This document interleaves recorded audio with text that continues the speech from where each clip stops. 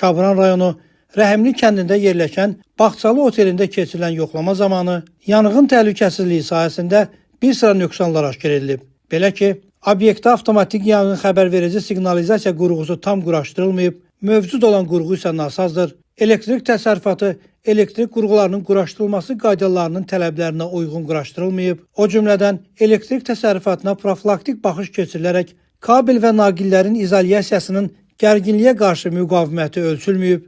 Obyekt ilkin yanğın söndürmə vasitələri ilə təmin edilməyib və daxili yanğın kranları nasazdır.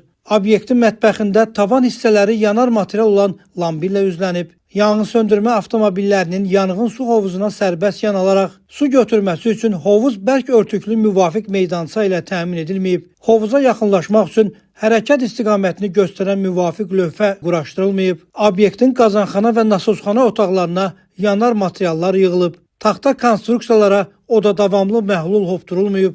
Yanğın zamanı insanların təxliyəsi üçün köçürmə planı tərtib olunmayıb. Obyektin tüstü bacası təmizlənməyib.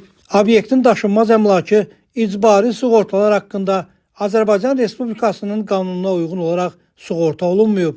Beləliklə, mövcud vəziyyət onu göstərir ki, obyektin istismarının davam etdirilməsi nəticəsində orada hər an baş verə biləcək yanğın qısa müddətdə genişlənərək faciəni qaçılmaz edəcək. Qeyd olunanları nəzərə alaraq yanğın təhlükəsizliyi norma və qaydalarının tələblərinin kobud pozulması faktları aşkar edilmiş.